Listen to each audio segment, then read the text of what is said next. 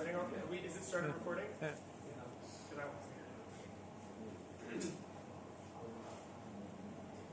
It's all right.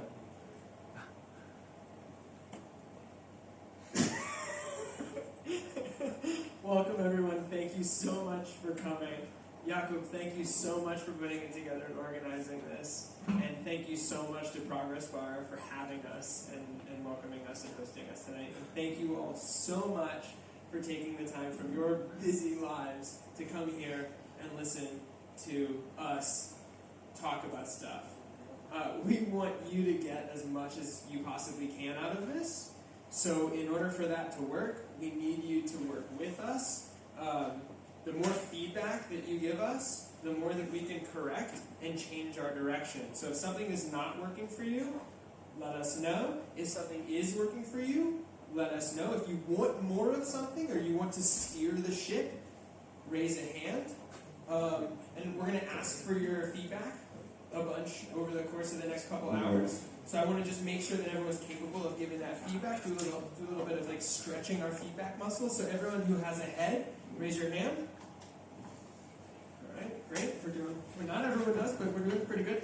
And then if you have a head, do this. Tilt it forward. No, tilt it all the way back. And forward again. Great nodding. Thank you. So if we ask you a question, the answer is yes, try one of those, right?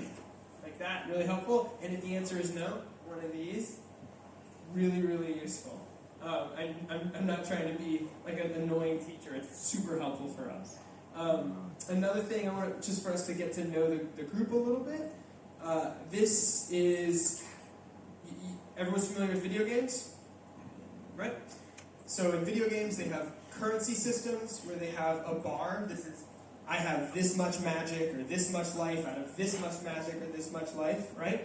Or maybe you played The Sims where the bar is vertical above you. So we're going to do a bunch of status bars to check in on stuff so we can see across the spectrum where people are and that the group can see itself. It's not just for us, it's so that you can look around and see where everyone else is. Cool? So we'll try that now with one which is how you're feeling today. So we'll go with, I'm having literally the best day of my life right now. And it is the worst day of my life. Where's everyone at on that spectrum? I'm like, oh man, really, a couple people have really awesome days. It's rad. All right, great. Did everyone look around at each other? You gotta look around. All right, do it again. Everyone look around and see where the rest of the group is. All right, cool. Many of you got a little higher, so we just like high on each other. This is, I came all the way from somewhere really far away. Like this is, I guess, Antarctica. And this is, I walked 5 minutes to get here. Where's everyone coming from today? Okay, make sure you look around the room so you get a sense. So no one traveled to be here really except for Art and I. I didn't have my hand all the way up. It was right here. It was right here. Art might be, yeah. It's like half from space anyway. And then, what else is useful information? Okay, this is, I'm a developer, and this is, I can use my phone. How technical are you? Yeah, I can only use my phone. This is, I write code. Okay, look around the room, get a sense. And this is, I know so much about Holochain already. I read the white papers, I watch the videos, I generate memes, right? Like, and this is, I just heard about Holochain today. So where are you on that spectrum? Art, you did not just hear about Holochain. Okay, so pretty early introductory stuff. Great. And then this is, I want to do a skepticism check, so a follow-up on that. This is, I think that this project is definitely bullshit. Definitely bullshit. And this is, I'm sure that it's like the best thing ever, period. Where is everyone out on that spectrum? Look around the room, get a sense of each other. It's way more fun when you see where everyone else is at. All right, great. Not a huge amount of Bitcoin maximalists. Yeah, skepticism is great. Keep that intact. Does anyone else have any questions that we could ask, or that you want to ask the whole room?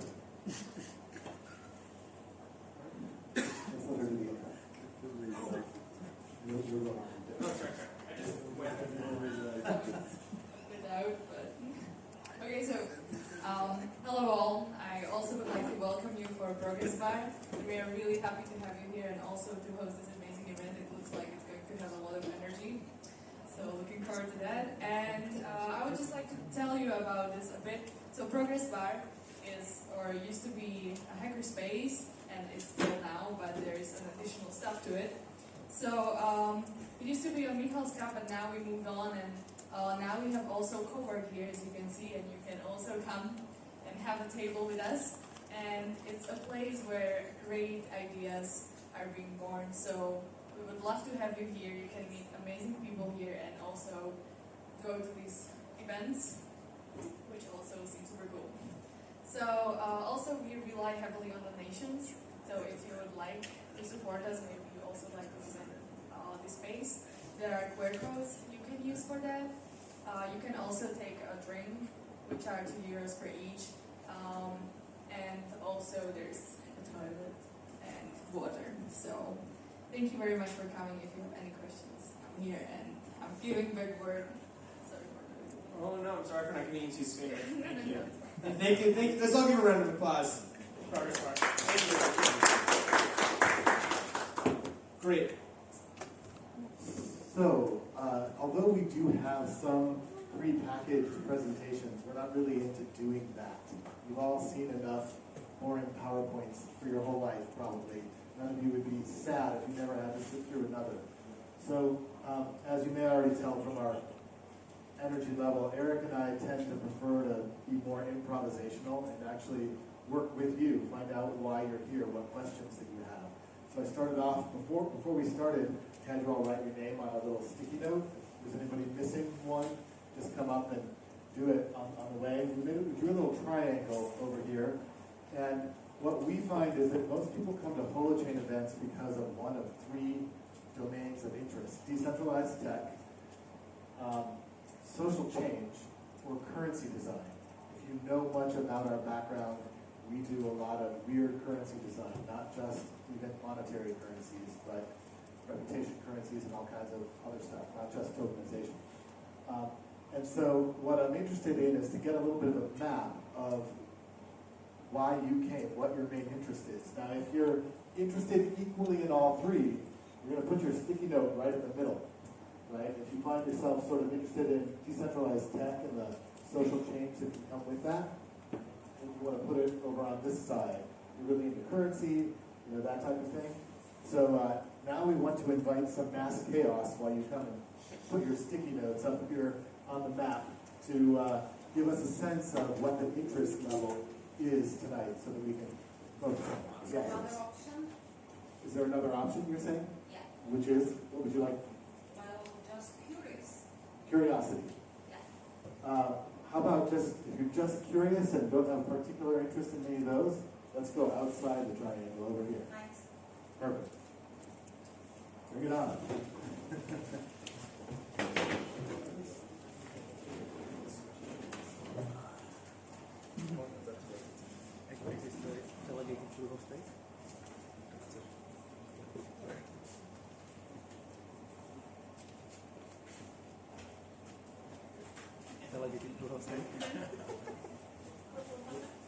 Where do you want it?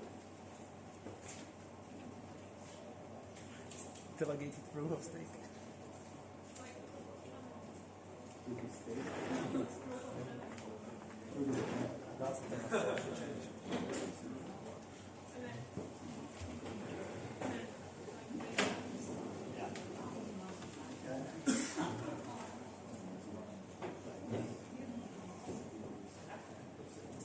Cool. Thank you all. So it looks like most people are here for leaning into decentralized tech. And then we've got actually a lot of mass in the middle, but pretty much strongly leaning into decentralized tech. With a couple people interested in social change, and one person who's a deep geek on currency design. okay, who's Andre with this? Okay. Cool. Cool, thanks, Andre. So we're going to have different kinds of questions, and we're going to have different kinds of interests to answer. We're not going to do a perfect job because we can't get everyone with different interests everything they need at the depth we want. So we're going to try to manage to focus primarily in this area and and do our best job of balancing and get you as much as we can. Cool. And then what we'll probably end up doing is at some point in the second or closer to the end, but with some time, we'll split up into a couple different conversations so we can hold a couple different kinds of groups at the same time. Yeah. So then, what would you like to know about Holochain?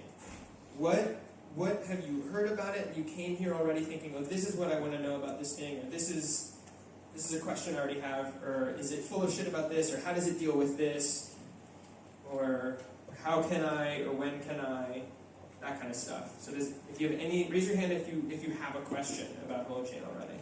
Great. I'm wondering who are you actually? Yeah. I'm interested in who you are actually. We kind of skipped that, didn't we? Yeah, sorry, you you jumped right sounded- into it. Okay, so intro.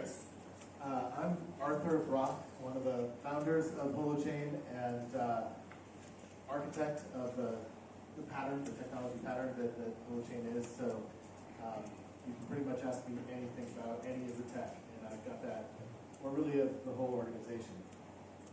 And I'm Eric Baer, and I'm basically a dancing monkey. And I work in community building and in some of our business partnership-y stuff. Does that answer your question? Cool. Thank you for Yeah, thanks for asking. bringing that to our Yeah. attention. So Appreciate that. any questions about Holo and Holochain?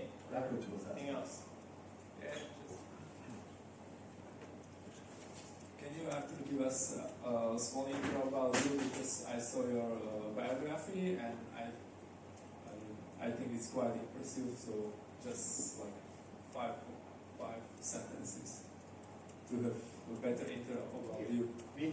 Yeah. I have an eclectic background. I mean, I've made most of my money, most of my living doing technology stuff, but I've always worked in community types of projects and have done lots of strange things, from like social enterprise incubators and starting alternative schools and networks of alternative schools. And for me, part of the whole point of all of this is, if we're just some geeks sitting in the basement, with a bunch of technology ideas, and we're not actually working with people and seeing what things work with people, then we're kind of full of crap, right? Like, what do we know about the world really? And so being out there in the world, actually working on projects with people, social change, not just on computers, to me it creates that integration of how things work in the world. So I'm a serial entrepreneur. I've started lots of different businesses. I'm a starter of things. Like when I came in, who was it that I met with the computer there? I forgot your name. Wilde. Sorry? Wilde. Okay.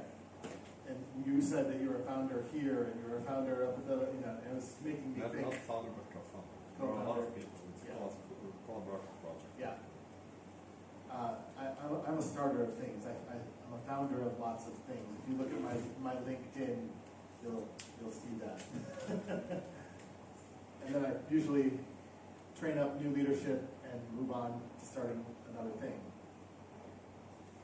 And hopefully those projects keep growing, like the alternative schools. Eric and I actually met in doing education work, and like that was just a handful of years ago, and I started an educational model that was just starting. We were just like a couple weeks into it when he first met me and was interrogating me about it. And there's now 82 schools in the world that are using this model. It keeps spreading. It's been doubling every year. What brings you to start Holochain?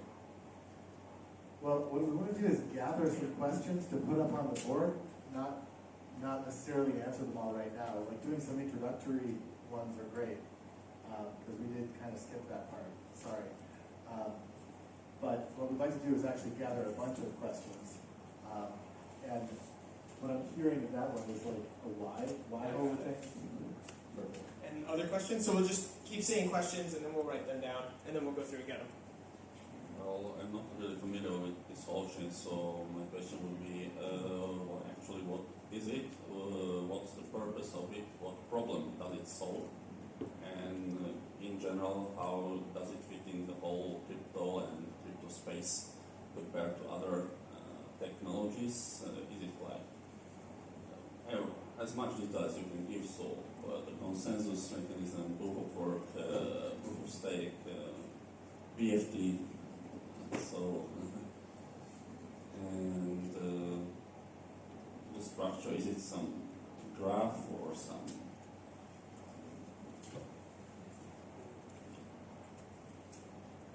So yeah. Great. Thank you. Anything else? The more questions we have, the better, and then we'll go through and we'll try to get them all. And you can always ask later. Do you have any application in production? Great. You getting that? Great. More? No?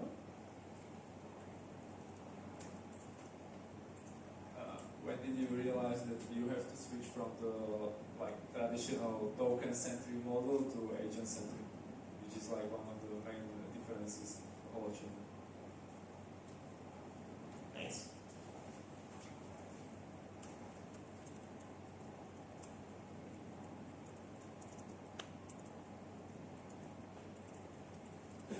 Cool. Any more? Yeah? Could just kept the mic.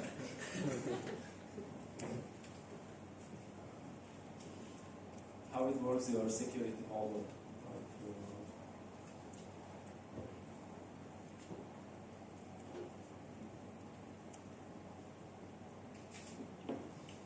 Cool. Anything else? By the way, you can keep adding more. We're gonna put. I have more sharpies. So we're gonna keep a sticky pad here. Oh, yep. Question? Here. Very short question. I always ask my clients why. Yep. Yep. We do have a Yeah, lot. why? Okay. Great. I want to ask before I forgot last time. Is anyone uncomfortable having their picture put on social media if I take pictures of the group? If you are uncomfortable and you're also not comfortable raising your hand, just come and see me. Okay? Cool. All right. Can we start with why? Like this is assignment set? Yes. All right. Let's start with why. Chance and Greg. So, Holochain is not a normal sort of blockchain crypto project all about the tokenomics and stuff. We'll come back to explaining why and what that is, but Holochain has roots in a bunch of other work in basically human collective intelligence. What we're looking at is that we're confronting planetary scale problems right now that are emerging from the way that we coordinate with each other. Whether you think about that as, acidic oceans or topsoil loss or radioactivity levels or climate change, or we can list a bunch of things where we may be messing up planetary systems, right? And we have a background actually in, remember when you asked about my background and I said it's not just geeks in the basement, we do social projects as well. All of that is kind of experimental stuff in patterns of collective intelligence. How do we organize and coordinate and succeed with each other? And how can we create healthier patterns than some of the ones that are operating today? And so for us, Holochain is actually about having a breakthrough in creating decentralized organizations, decentralized patterns of being able to interact with each other. The way that we actually look at this, I'm going to go to this just a little bit more. We use a lot of learning from nature, a lot of biological metaphors and patterns. And we actually look at institutions, corporations, and governments as a kind of organism. In the same way that there's a whole bunch of cells here, trillions of cells interacting together to make an Arthur, right? We operate as cells in social organisms, like corporations and institutions and that type of thing. And those things have a different pattern of intelligence, just like Arthur has a different pattern of intelligence than my cells. My cells probably can't get up here and talk about Holochain, right? They have other types of intelligence in terms of, sensing chemicals and electrical pulses and different things that they may do better than I can at this level, right? The collective level. There's different patterns of intelligence. We tend to be confused about this. We tend not to be very good at seeing the difference between aggregate individual behavior and organized behavior that becomes a kind of organism.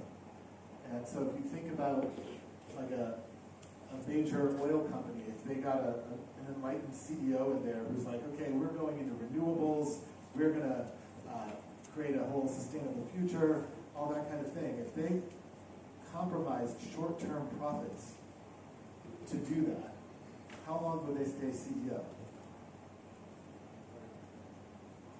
It's one of those times where there's feedback. We actually got feedback, we just didn't hear it. Yeah. Probably not very long. Not very long. The reason for that is that there is a kind of intelligence, of feedback structures and everything built into the organism itself. It isn't just the aggregated behavior of individuals. We fancy ourselves far more autonomous than we are. It never happens that a bunch of people are sitting around at dinner saying, I'm bored, let's go mine for coal. Right? That isn't something you do for fun. That's something that you do when your behavior is being shaped by a whole bunch of other pressures and factors. And so the question is, what are those patterns? What are those factors? How do we reinvent them? How can we create the means for an explosion of creativity in that space?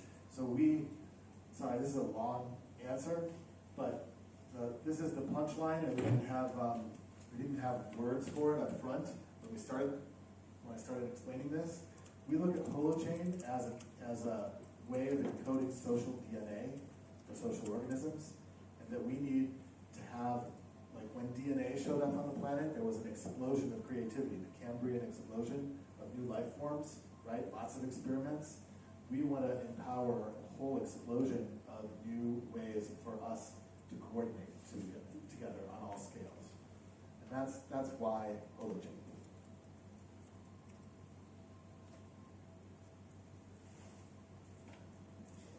Curious, technical people are hard to read.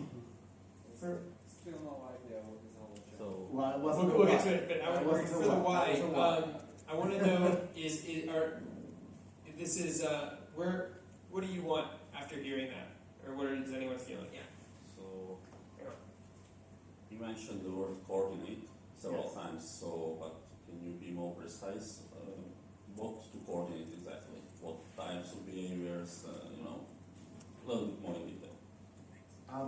Coordinate everything, essentially. Like if you think about it, language and money have reshaped the face of this planet in huge ways. We literally move mountains. We scrape off mountains looking for coal and gold and stuff like that, driven by money. We coordinate using language, right? Now, those things have particular applications and particular scopes, and they fall prey to certain patterns of centralization when you try to scale them. And so being able to have something that can operate at any scale without any points of centralization allows for different kinds of patterns. And I mean, you get into the way communication works, right? Like you have broadcasts of television, radio, you have printing presses. The internet has kind of unlocked a little bit of this decentralized chaos, right? Except that it's still not really fully decentralized. So Holochain comes out of some other projects. The Meta Currency project is a project behind a bunch of this. And we had a simple goal of being able to have two people interact, or you could say transact if you want to think in monetary terms, without any third party, not of their choosing, as being a part of that process. And if you think about it, the internet doesn't get us that. PayPal markets itself as peer-to-peer payments. All you need is an email address, right? So how many layers of centralization do you and I have to do a PayPal transaction? How many layers of centralization where we don't get to choose the third party, right? Like, first of all, to have an email address, you need a mail server. Somebody manages that mail server. Most people don't manage their own, right? So that's somebody that's just got in the middle, right? And then you have it have a domain name. Domain names are, we can go on. You have to connect to the internet. You need an IP address, right? There's a central address authority that delegates blah, blah, blah. Like, there's all these different things, all these different layers, all the way down to the currency and the PayPal website and all these different things where you are trying to do a peer-to-peer transaction, but you just got like a dozen layers of centralization in the middle. Any one of those is a point of control or corruption that can, PayPal can deactivate your account. Your email provider can deactivate your account. The government could take control of the domain name. Like there's all of these things, all of these layers where you actually are not operating as a free agent. And it's just a basic pattern for decentralization, right? Yeah. As a fan of decentralization, I have to mention, I have to ask a question, what if the centralization of different processes are just a matter of process, like molecules centralized to 4 bases to create DNA? I want to, for that, I don't want to go into that one right now. Can we come back to that one? Because people still don't know what Holochain is, and I don't want to get way too lost in philosophy and theory yet. So anyway, why Holochain? Just checking for why it was useful. We just do it with that. Well, I just want to check. Raise it hand, show of hands, people who are really glad that we did the why. That was useful. Show of hands of people who are like, I just want to hear about the tech. About that. About the tech. I just want to hear about the tech. I don't really care about the tell why. me about the tech. Okay. How does this thing work? Sorry, I was reading the hand for the tech. Oh, there it is. I wanted to move on. I agree. Just wanted to check.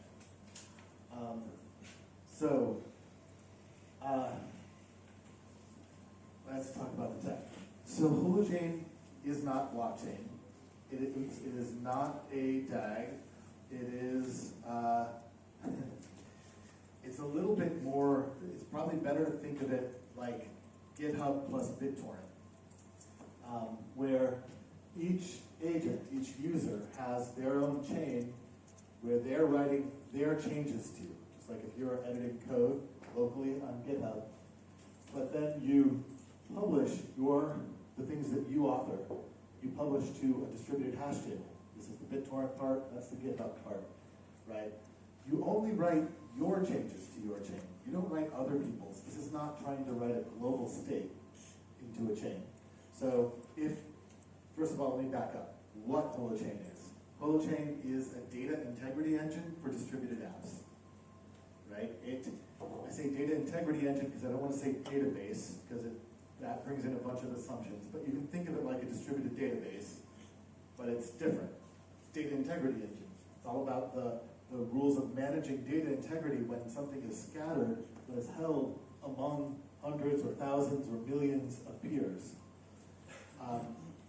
DHTs are easy to shard. They are by their very nature sharded. Like people don't need to hold everything in a DHT. But maybe jumping ahead in technology here just a little bit, trying to read different faces. Not everybody's familiar with DHTs. So, cryptographic hash is at the root of most of this work. It's like what a lot of this is based on. And then you can think of that as kind of a fingerprint for data. If you take a 700-page book and you just change one little thing, you put 2 spaces at the end of a sentence instead of 1, right? It completely changes the hash. The hash will not be similar to what it was a minute ago. What I mean, sorry, I'm just watching.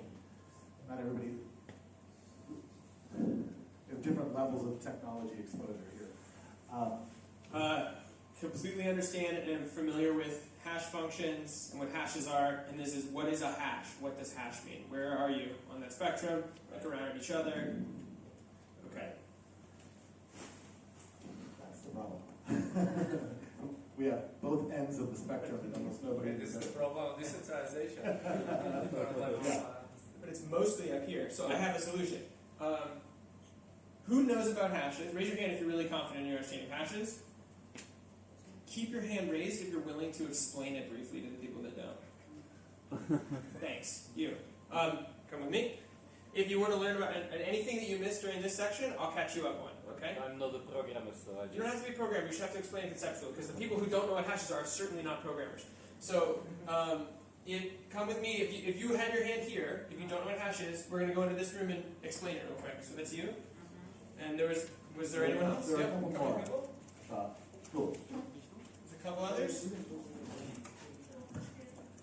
I'll just keep the mic in here for this conversation while you're having your conversation in there. That means that everyone's getting it. It'll work real well.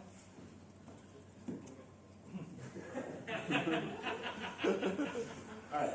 So, just moving forward with that. So, distributed hash table. Hash table. You look things up by the hash. It's a content addressable store. Distributed hash table breaks that out among many different computers. So, and the way a lot of people actually don't know that much about DHTs. The way that you handle the sharding is addresses of the nodes and addresses of the data are in the same address space. So you can route people closer to the data. So if you're retrieving a particular address, you route people to nodes where their address is closer to the data based on a nearness algorithm. There's a few different nearness algorithms that you can use. But basically then your job as a node on this network is to hold the data for the data that is close to you. So, I want to back up and walk through this really briefly. I'm going to use Twitter on Holochain as an example. So, basically, you can run any app on top of Holochain that you're used to seeing on the web today. And we haven't quite gotten to like Facebook scale yet or anything like that, but we're pretty confident that we can, because there's actually no bottlenecks in the process. There's no transaction per second limits, because this is an eventually consistent data store. So there's no bottlenecks at all in the process. What about the ordering of the events? So let's write that down, because I want to actually continue with the overview for a second. Right there. Do you want another shot?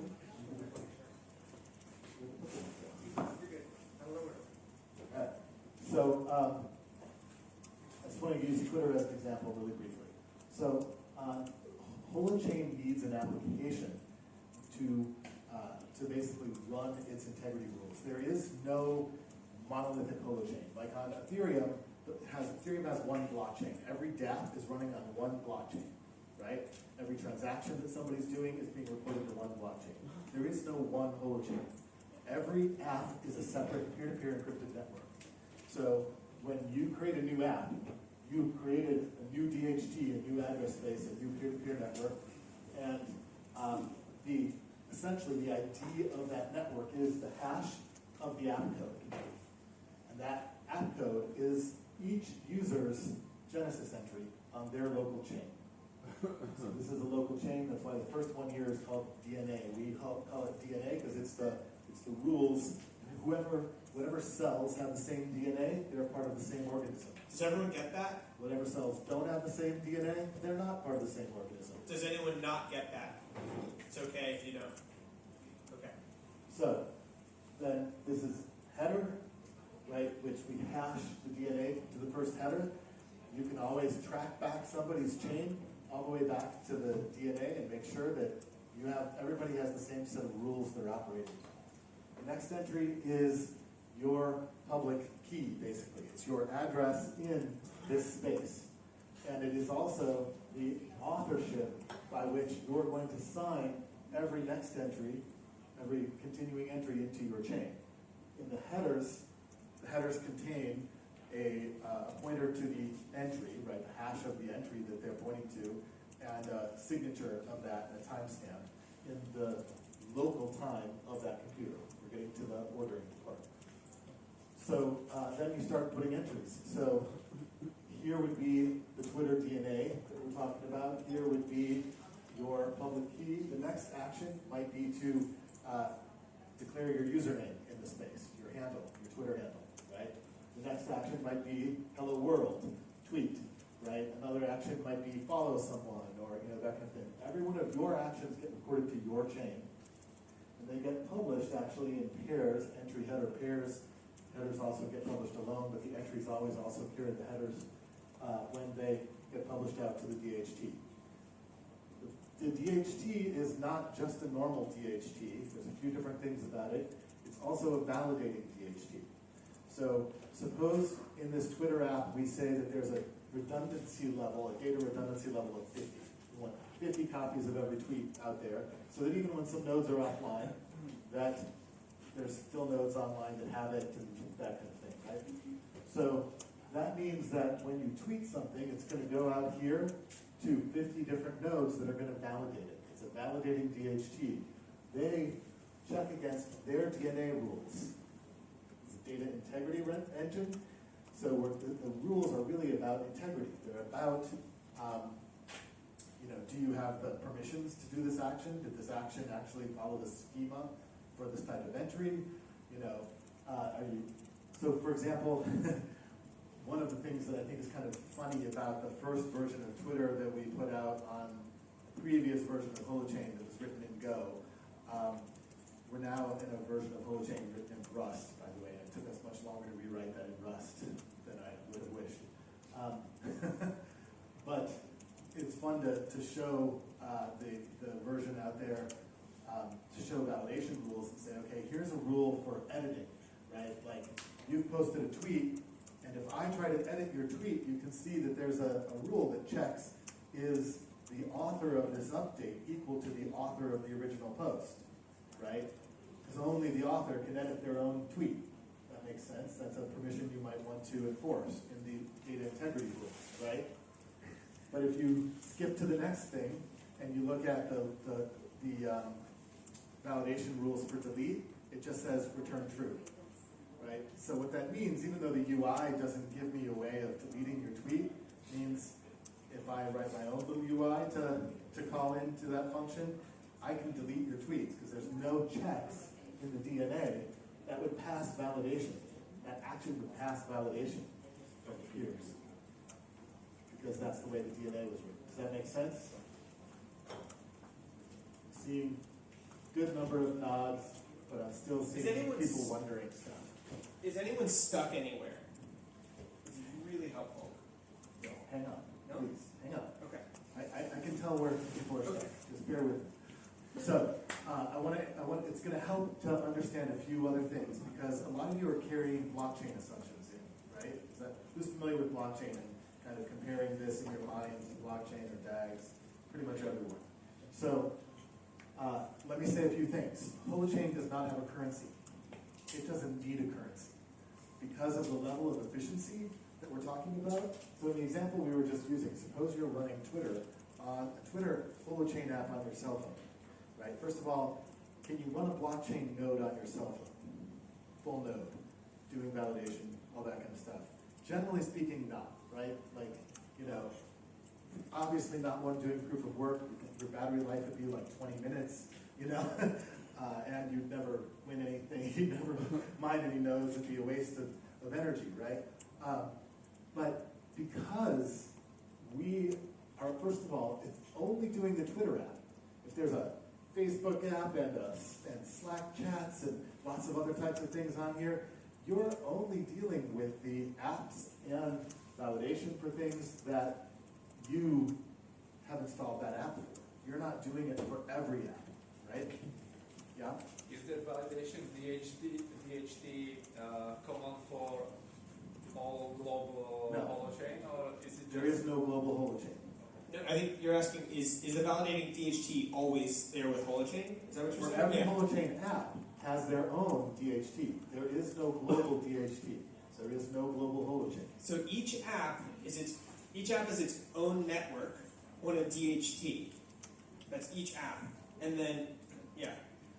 So let's keep going with the Twitter thing. Why it makes sense to run it on a phone we went to full Twitter scale, 330 million users, tweeting on average, active users, tweeting on average 1.1 times a day. That's 363 million tweets a day, right? On Bitcoin's best day, it's done 1.8 million transactions. Sorry, not Bitcoin. Ethereum's best day. Bitcoin's nowhere close to that. Not even close. Ethereum's best day has done 1.8 million transactions, right? We're orders of magnitudes away from being able to do 363 million tweets, not to mention follows and likes or favorites or hashtags or other retweets, blah, blah, blah, right?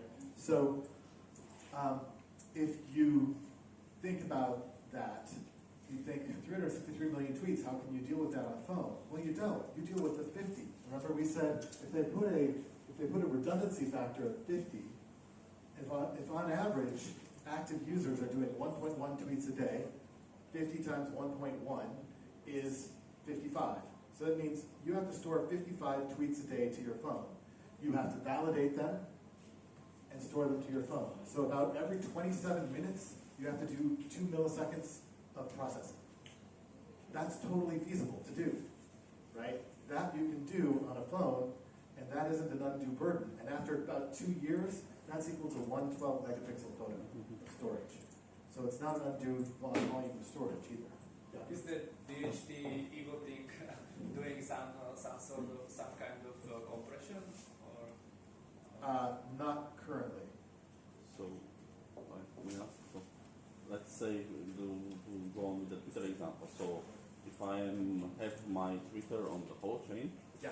so we have I'm on one DNA alpha, and let's say I validate. So, am I validating only my tweets or validating the tweets of other users? So let's say we have a DNA, and this DNA is shared across millions of people. Correct. So am I validating only my tweets or the tweets of all members of this chain? Okay, so you're running it, I'm running it, Art's running it. Yeah. We're running it on our phones. Yeah. Okay? And then you're running it too, right? So then we've got, we'll say, redundancy of 2. We're storing 2 copies of every or it's not even interaction, of a tweet that we make on a network. So we've got a 4-person network. So for all of us. There's a 4-person DHT. Everybody running the same DNA Yeah. is on the same network. Yeah. So we're on one network. We've all got the same rules of the game. We've all got the same DNA. The rules of the game say that you can only tweet a tweet that has 180, what do you call those things? Characters. They're called characters. And then I tweet a tweet. Well, no more than 180. No more than 180 characters. Not exactly 180. Really hard to hit every time. So I tweet 172 character tweet, okay? And then that propagates out to the DHT, and we're storing 2 copies of it, okay? So then one copy goes to you, 1 copy goes to you. Art doesn't get anything, all right? So because each of you has your own phone, and your phone has your copy of the DNA, your copy of that application does the validating locally. You see this tweet that I made, and it says, and you say, oh, this is 179 characters, this meets the requirements, I accept it. Your copy also says, this meets 179 characters, and I accept it. And confirms the digital signature, and there's other automatic. Yeah. This is an oversimplification, but that's the way that it works, is that it happens, the validation happens at every agent validates it. Every agent who needs to store it, not every agent. Every agent who needs to store it, every agent that's coming into contact with that action. Every agent in the neighborhood of that piece of data. In other words, remember the nearness algorithm? So data moves toward the nodes that are near its address. Those nodes have to validate it and store it. Okay, but if we have a huge network with millions of users, then you can't run it on Sure you can. Because you don't have to store millions of things. You only have to store the ones that are in your neighborhood. Art's not storing anything. Let's say that everyone in this room is on that network, that DHT. If we're setting a redundancy of 2, then the 2 of you are storing it. Everyone else in here does no work. 330 million Twitter users. I still only store 55 tweets a day. If the average is 1.1 tweets a day, right? and the redundancy level is 50, then I'm storing 55 tweets a day, approximately, that are landing in my neighborhood. And some days it might be 60, some days it might be 40, but approximately, right, it's going to average out to about 55 tweets a day. Touching on the point of redundancy level, this is set by application, By right? the application By the developer. application. Every Like service application. level, Yes. and this can be adjusted. So if I go offline, one other node will have to take over my information. Correct. And they gossip between each other to have a self-healing network. There's what we call a fast push to propagate the initial information, and a slow heal where there's gossip happening between the nodes to make sure that the data stays alive. Thank you. What happens when I call a function that I want to see Eric tweets and then Arthur tweets? It's a great question. So, and it's a you are offline. So it's a distributed hash table, right? The primary function of the distributed hash table is lookup, is get, right? Get the key from this table.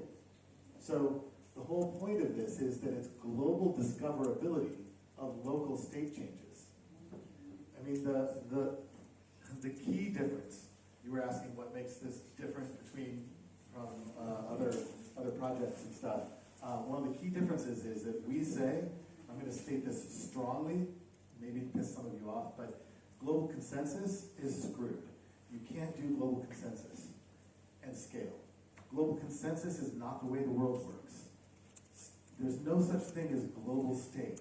So when we did this stuff at the beginning and Eric asked who's really technical and who, basically knows how to use their phone, and we looked around and we saw different levels, right? Did we just establish some global state of technical knowledge? No, we could see each other's various states of technical knowledge, but the state is local, right? And it takes time for information to propagate. There is and information, therefore, in a distributed system with high simultaneity, there is no universal time. Universal time, I mean, we've known this since 1917 and the general theory of relativity, right? Like, things happen in different order based on your vantage point. There is no one true vantage point. There is no one true order. If you are spending your energy trying to manage global state and absolute time, then you're basically arguing against the laws of physics, and that is very expensive. Now, you can still manage data integrity, and you can have global discoverability of local state, and you can validate any action based on local state and globally discoverable information. But that completely takes the lid off for scalability. That's why earlier I said there is no transaction per second limits, because there's no bottlenecks in the system. So the way this works, I'm watching the skepticism pop up here a little bit. So the way this works, for example, for a currency, is you don't have tokens. Tokens force you into global consensus. Tokens are about basically pretending digital money is like physical money. It's like we have a paper bill with a serial number printed on it, right? The serial number is a cryptographic key, and then we know what denomination that paper bill is, and we have an inventory of the valid serial numbers, essentially. We all have to have the same inventory. Now we have to manage global consensus to have the same inventory. But the thing is that all data actually comes from some source of information. A source of information we call an agent. So somebody earlier asked, when did we switch to being agent-centric? Who asked that? You? Jakob, you're hogging all the questions. We never switched to being agent-centric. We were always agent-centric. This project comes out of Scepter, which is a whole other technology project we're not going to talk about tonight. But Scepter is completely... I didn't mean that you switch from that, but you position yourself against other projects. Yeah, exactly. So the thing is that blockchain is a data-centric process, right? Where we basically all have to agree what tokens exist and or what data exists in the chain, and then we have to manage the transformations on that from global consensus about a global state of validation. Where if we're doing this in a holochain, we recommend implementing currencies as peer-to-peer accounting. View this as an account. It's very easy to fast forward through somebody's chain to compute their balance, right? You just fast forward and you do the pluses and minuses and boom, here's their current state. And you can check signatures along the way very fast, right? So if you and I are going to do a transaction, then we send a coordination communication to construct the transaction where we agree to it, and then we each sign it by handing each other our signatures to those keys, and then we sign it to each of our own chains, because we're changing two agents' state at the moment. When I say state changes local, the two agents are changing their state, right? I'm sending you 10 credits, so you're going up 10, I'm going down 10. If you think about it, why would we need to know where every other credit in the universe is for us to have this interaction? It doesn't make any sense, not from a scalability perspective. I mean, when I first published about this many years ago, I put a little cartoon on the thing where it's like there's a chlorine atom talking to a hydrogen atom saying, well, I'd really like to bond with you, but how do I know you're not double spending that electron? Can you imagine if we had to know where every electron in the freaking universe was to be able to have atomic bonding, molecular bonding, right? Like, that's completely insane. This isn't the way anything in the real world works. So if we want these things to scale like the real world, we have to actually build these things on the model, on the information models the real world has actually provided for us. Yeah, right? It was established to prevent double spend. Well, we can still prevent double spend, right? Well, so the thing is, you basically have an immutable chain. Part of what makes it immutable is, one, we countersigned, right? So I can't change anything without breaking his signature. He can't change anything without breaking my signature. And then we publish to the DHT. So if I just gave him 10 credits, he has a strong incentive to publish that transaction to the DHT, so his 10 credits count. Even if I don't publish it to the DHT, he's going to, right? So that means that there's now proof that I have just added this other entry to the chain out here in the shared data space. There are nodes in my neighborhood that track my headers, so that if I roll back my chain and try to double spend again, re-spend those 10 credits that I spent with you, right? Then the other nodes can see that I have two different headers which point back to the same header. I've just forked my chain. That's a double spend, and I'm found out basically, and the second transaction is blocked. And more than that, Holochain has an immune system. So because every communication with the DHT is digitally signed by the key set up right there, right? All Eric has to do when he sees my forked spend, that I'm double spending, basically, right? All he has to do is wrap that in a little envelope that he signs and says, this is fraud. And he passes it around to the other nodes, and every node can check for themselves against the DNA. All it takes is one honest node to catch you, and then basically you circulate that around. You circulate that, we call it a warrant, around, and nodes that detect a fraudster just start dropping your packets. You're no longer nobody will talk to you anymore because you've cheated. Because you obviously hacked your DNA because you're not following the shared rules anymore. There's no reason to talk to a malicious node anymore. So we know what order things happened in because every change happens in a hash chain. So the question as to when did I spend those 10 credits? Did I spend them before this other transaction? Well, it's in a linear chain, one at a time, on my source.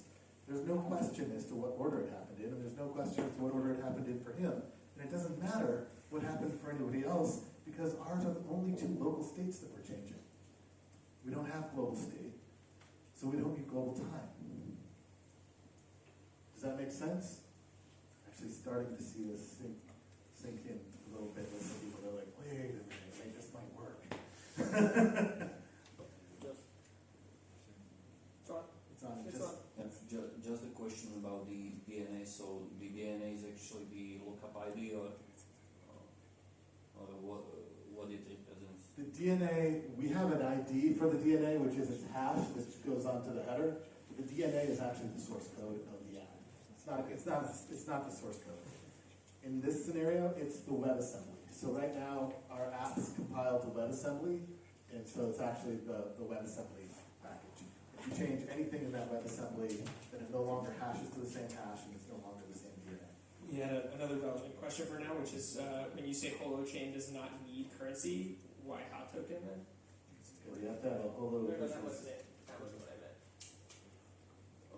Okay, so do you have an example of how much it costs to host an app based on traffic data, process number of nodes? Or like, I was just giving I just want to make sure that we hit that. Twitter example, but if you want, I'm gonna check. Does that make sense to you? The Twitter thing, like it's cheap because we're just the people that are playing that game are storing the information, and it's light. We're not having everyone do it. Does that answer that for you fully, or do you have more question on it? Yes, the question was based like if someone will build the app on Holochain. So for example, if I would like to be hosting it there, so obviously I need to somehow pay for that, or is it just the users that are using it? so you're jumping into a holo versus holochain question, which we should do in a moment here anyway. So for those of you that aren't familiar with holochain and the hot token that everybody thinks is a holochain token for some reason, even though there's nowhere that we ever say that, we have a branding problem. Holo and holochain are a little bit similar, so people confuse the two projects. They're separate projects, but they're related. Holo has a token. Holo is a hosting company that is basically building infrastructure for holochain apps to be able to reach web users. Holochain apps are not built to be served to somebody else. Holochain apps, you serve yourself. There's no miners, there's no stakers, there's just peers, right? So when you're interacting with Ethereum, you're generally, unless you're running a node, and almost nobody is anymore, it seems, they're all like running an Infura or something as near as I can tell. I don't know where they all are, but it seems like a lot of them are there. You can't write to the Ethereum blockchain, right? You have to be a miner. You can send an Ethereum transaction, but you have to get a miner to accept it, and they have to win the hashing contest for their block to be submitted, and then their block gets submitted, right? And that's not how Holochain works. In Holochain, you always can write to your own chain. You're the only one who can, right? And then that data propagates to the shared space. So in the example of Twitter, once Twitter has more than 50 users, you've reached your maximum workload that you have to do if the redundancy level is 50. You add the 51st user, it doesn't add to your workload because you're already, right, you add it, you double it, you keep doubling it, you're still only holding 50 copies of the data in the DHT. You hit 330 million active users, it's still the same workload as when you had 50 users because you're only storing 50 copies. So the thing is that as the nodes scale, it actually scales. Wherein in the case of blockchain and Ethereum, that kind of thing, every node has to do the same computation. You don't have to do that in this kind of model. Yeah. So you mentioned that there is no global state in Holochain. There's global discoverability of local state changes, of validated local state changes. All right. So let's return to our Twitter example. Let's say we have this Twitter app and we have 1 million nodes, so users sharing the same DNA. Is there a common state for these 1 million users, or there's no common state for them? There's an eventually consistent DHT, right? And the thing is that it's changing all the time. You have So, 1 million so users, we have 1 million users sharing the same DNA, and when I make a tweet, so all the other 1 million users should have their state changed, right? Because No. I made a tweet. No, their state should not change. their state should only change when they write to their own chain. Then they also provide a hosting service of DHT lookups, where they validate and store other people's data.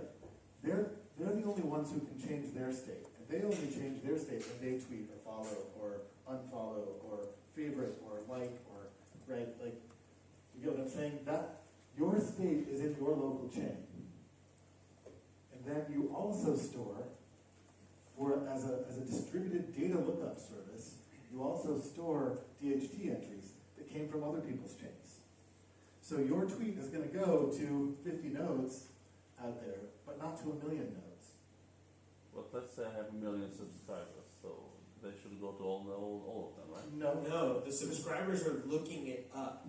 The And subscribers- they're looking it up from whoever is storing it. Exactly. You could still have, it would be stupid, you could still have 2 people storing it as long as one of those 2 people is online. When your subscribers does a lookup on the DHT, it comes from those 2 people. It's an extreme example. You'd have more redundancy than that.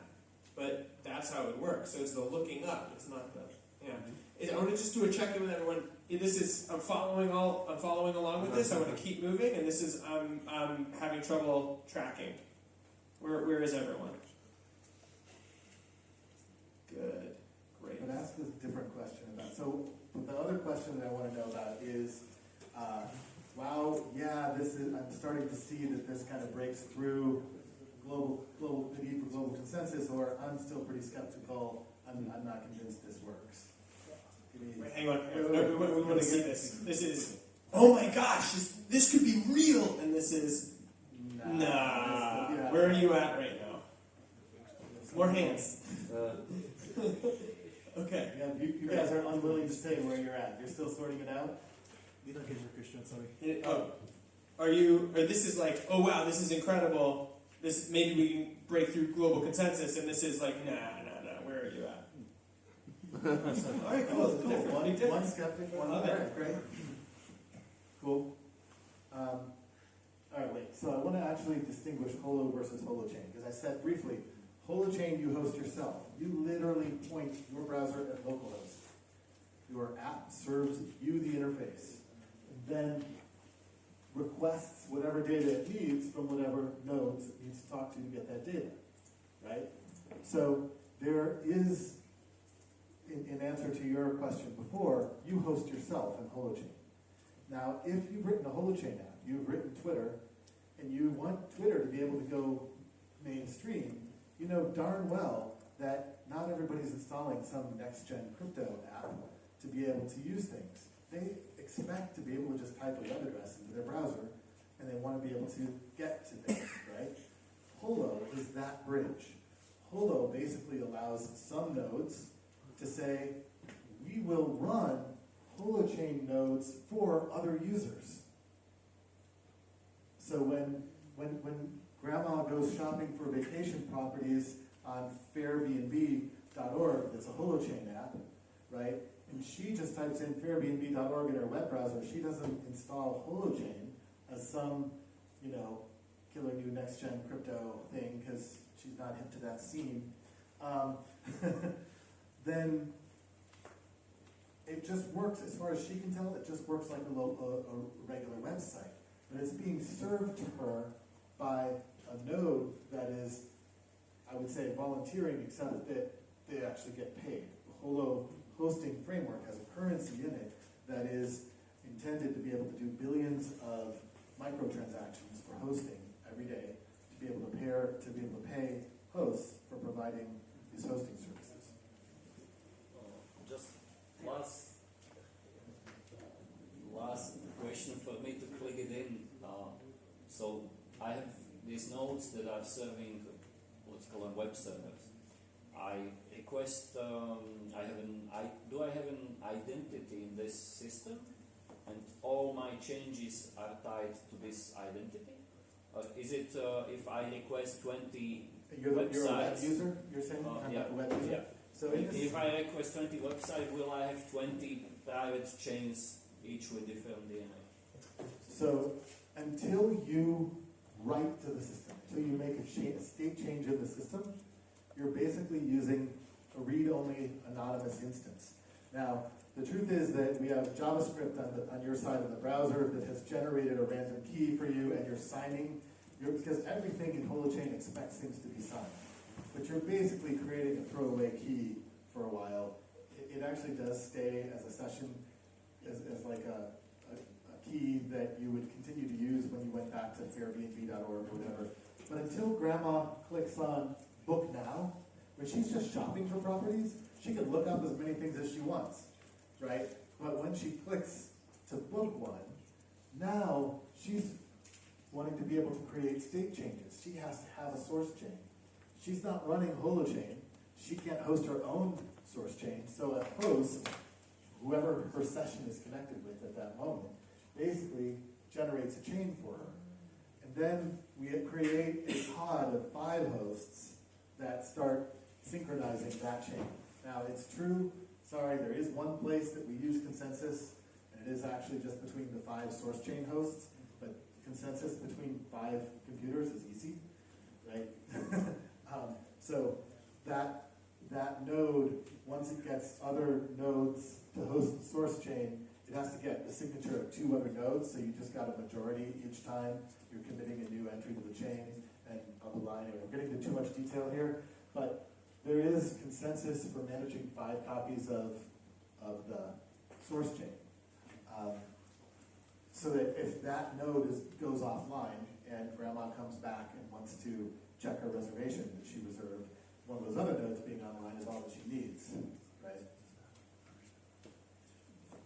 Does that answer your question? Oh no. So the other thing is that her user experience, once she clicks book now, her user experience is actually just pops up a enter your email and password type of screen, just like you were doing a normal website.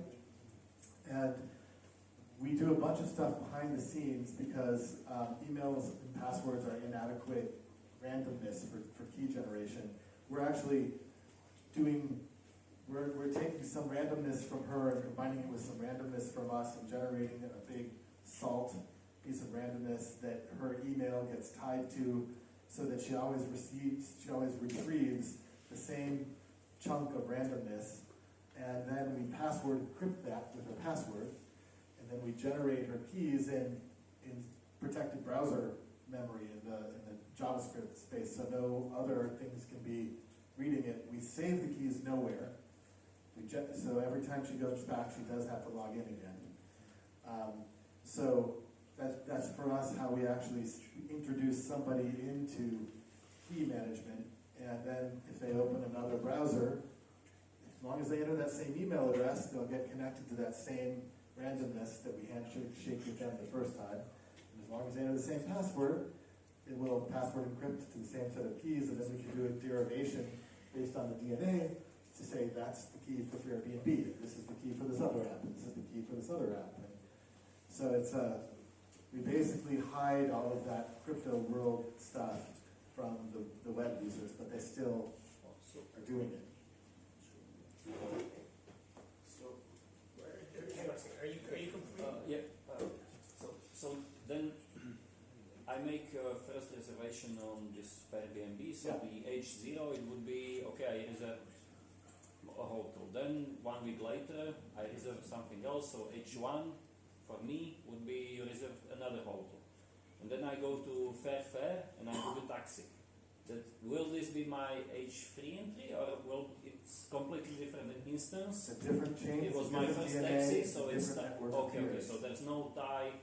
So me as a user, it doesn't exist basically. It's always with the combination with the app I went to. Correct. Okay, perfect. Thank you. Yeah. So my question would be, I'm not sure if I understand it correctly, with this duplication of data, what is actually then duplicated? Not the hashtags, but the real data. The entry, the content of the entry, and its header, which is the header is the hash of that entry, as a pointer to that entry essentially, right? And the signature of that hash, and the address of the user that is authoring it, and a timestamp on their local computer, and a couple of other things that aren't important right now. That's the meat of the entry. that is a header. The entry is literally just the entry. Imagine it's JSON for a moment. You could use JSON in entries, for example, and it's just, you start a JSON object with the curly braces, and you say this field equals this, and this field equals this, and this field equals this. That's the entry. That hashes to a hash that the header contains. The header basically is pointing back to it that way, right? So the entry needs the header to complete the cryptographic proof that this was signed to somebody's chain. It tells you whose chain it was signed to, confirms that their key, because their address is their public key, right? This is clear, but let's say we were talking about a small amount of data, like tweets. Yes. What if I want to use it for media sharing? For YouTube type thing, Yes, right? so then I cannot 50 times duplicate everything, of course. You could have, And then but probably not the way to go. my single query that I want to look at some picture or video, Yeah. I cannot query billion of people who is closest to me, and then You don't need to bother query to- to get closest. Closest is a mathematical operation. You can compute. yeah, but something has to direct me to him. Correct. Yes. You So- asked. So are you familiar with, for example, Kademlia's binary routing layer for DHTs? We're actually not, we did use Kademlia in the first version of Holochain. We built our own, which we think will be more performant than Kademlia. Kademlia gets you basically n log n complexity for lookups, because it's a binary tree. You're having the space each time, but you can actually usually jump a lot further down, so it gets you much more efficient than n log n for lookups. But you don't have to query a billion nodes. You have you're routing rather quickly down to the nodes that contain the data. But that was only one thing. The storage part. So the storage part, if you wanted to do a YouTube on Holochain, the practical way to do this would be to create two apps that talk to each other, that bridge to each other. So we haven't talked about bridging, but because this is an agent-centric system, at the level of the agent can do anything they want to talk to other things locally on their machine, including other apps, and that's already built into Holochain to be able to do that. So you would make, for example, probably a video hosting app and a video posting app, like a video client app, right? And only nodes that actually have a large amount of storage and large amount of bandwidth and that kind of stuff would be running the hosting app. And you would have to, but they would all be running the client app. You would have to talk through the client app to one of the hosting nodes that would store it for you on the hosting app, and they can still balance with each other. You probably don't need 50 copies if they're, backbone-enabled nodes with higher uptime. Probably only need 5 copies or 4 copies or something. But that gives you your automatic backups, essentially, right? So you don't have to do backups to the self-healing DHT. I want to check in. I think we might be at like an information threshold for the moment. I don't know. That is not my read on most of the Hang on a room. second. I'm not sure. It's just about the body. Hang on. So this is like I'm at like my head is full for the moment, and I need a moment to like process that. And this is no. Let's keep going. I'm soaking it up like a sponge. Where are you at? Okay, so it's a couple people. All right, for the couple people that need to maybe Jacob's full? get up and You're move. full? No, I'm just thinking a lot. Like, You're making more questions, right? Yeah. Okay, great. Yeah. You said Hang on. that DNA is something like. You said the DNA is something like hash code of your application code. So how do you manage The DNA is your application. The DNA is your application code. The DNA hash is your network identifier. Okay. But the So- DNA is the application code. So Everybody has a copy. So the chain is tightly bounded to application source code. So Correct. how do you manage application version updates? That's a great question. So updates are really easy on centralized systems, right? You only have to change it in one place, and everybody goes to that one place, so they're always getting the new version. But on a decentralized system, updates are not so easy. And we've taken this rather strict route of basically saying you are only talking, at the network level, you are only talking to nodes of the same DNA that are following the same rules as you, that are basically enforcing the same agreements as you. So how do you deal with an upgrade, to update to an app? First of all, let me say that the UI is not part of the DNA. The DNA is basically the data integrity rules. What data transformations can be performed, what data schemas are there, what permissions people have to change data. That stuff doesn't change as frequently as the way you might want to present things to users. If you want to sort things differently, if you want to, all that stuff is loosely coupled. And that's just making calls into the DNA. So, first of all, you can make updates to your UI all day if you want. And then people could be running different versions of UIs, and it doesn't matter because they're still on the same data integrity rules. They will still validate each other's actions, right? But when you want to actually change the DNA code, we have a two-stage process. One is, how do you recognize an update? So one of the things is you can put code in your DNA for what authorizes an official update.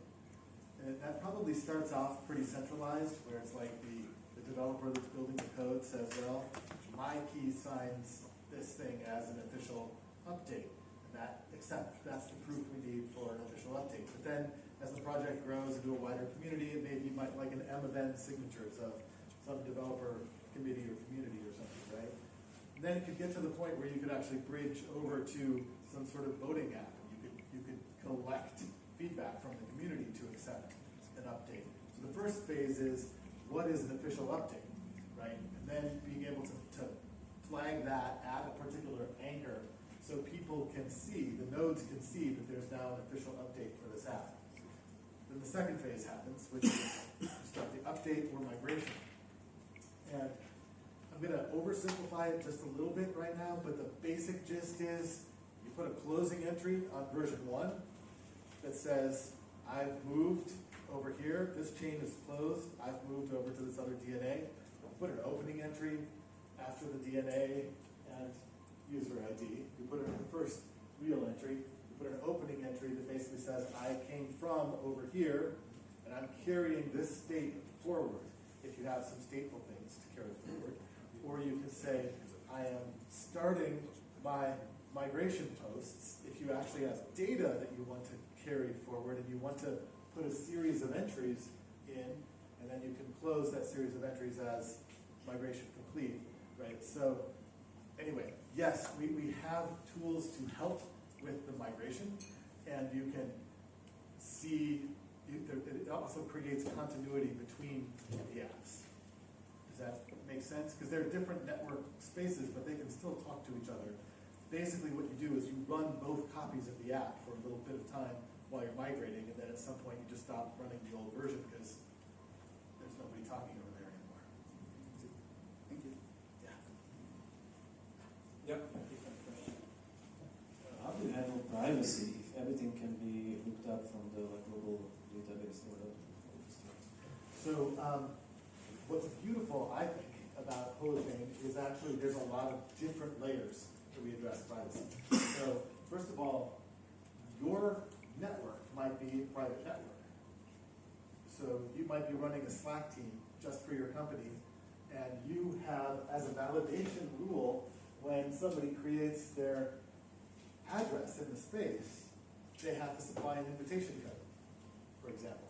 And if somebody creates an address and doesn't have a valid invitation code, then their address doesn't validate, so the rest of the network invalidates them before they can ever start doing anything, right? They don't even have a valid address in the network, right? So that's the first level of membrane you can manage, right? And by the way, if there are reasons to do things, make things expensive sometimes. There's reasons for proof of work and stuff like that, right? Like if you want to do we recommend when you're building apps that you do some kind of validation at this level. Whether you want to do a proof of work or a proof of stake or something like that, you're only having to do it once. You don't have to do it for everything that you add afterwards, but you don't necessarily want it to be cheap for people to just manufacture a bunch of symbols on the network, right? And so there's different approaches to that. You can also do KYC or invitation codes, or like something where, or you need 3 referrals and you need to carry that proof in, or so you can do different things to manage that initial membrane. There's another piece of privacy. So in blockchain, everything is public and it lives out on the blockchain. In this case, we already have a hybrid going on, right? You're writing to a local chain and then you're publishing to a shared lookup space. But some entries can be private entries. So you can actually write private entries to your chain, and if the application has classified this entry type as private, the entry doesn't get published to the DHT. The header still gets published for chain continuity reasons, so that you can always reconstruct somebody's chain from the data that's out here, but it doesn't have the entry. So there's a lot of cool things that you can actually do with this. So for example, if we want to play a game that involves some randomness, we want to play a backgammon game or something, we can start off by committing 100 dice rolls as random numbers, essentially, in a Merkle tree as our first entry in the chain after the DNA. The first entry, these are always the Genesis entries. So when I say first entry, I mean E1. And you do the same thing, and then as we play, we Merkle proof the next piece of the randomness that we seeded at the beginning, and we know that it hashes up to that hash, which was in the header that we can see, right? And then we combine our 2 bits of randomness for our respective dice rolls, right? So that there's no way, you don't know what the dice roll is going to be because it takes both sides of the randomness, and you can't change it. You can prove that it was already done. And anyway, there's a bunch of cool things that you can do with private entries. Yeah. So actually, when something is private, you said it's not duplicated, right? It doesn't go outside of your. When something is private, is on your source chain. So why it's published to? It isn't. Only the header is published. Why? For continuity of the chain, so that somebody can reconstruct your chain, because the header also points to the previous header. Okay, validate the header, don't access the data. If the entry type referenced in the header is a private entry, then it's valid. If the entry type referenced in the header is a public entry and there's no entry to validate, then it wouldn't validate. Right? So remember, the application defines entry types, creates the schemas, defines which ones are public and private, so everybody has the same set of rules that they're validating. So when data would be lost, let's say, you are unable to reconstruct it because it's not stored anywhere. That's a different issue, backups and that kind of stuff. And one of the little things that we haven't built yet that we want to do for people. So, sorry, this part we have built. Let me back up. We think that you can't bring crypto apps mainstream until you provide key management for people. That basically, you know how it works in the blockchain world. You lose your keys, you lost your money, you're screwed. Well, if you're running Twitter or some money app or whatever on your phone, somebody steals your phone, you don't want to lose that money, you don't want to lose that identity, that continuity of that identity, right? And you don't want somebody else to take it over either. So we have... Or if you lose your phone at a train station in Prague. This happened today, by the way. Almost. I thought it did, but it didn't actually. He was running all over the train station. I just barely did. So what we have is we have built-in DPKI, distributed public key infrastructure.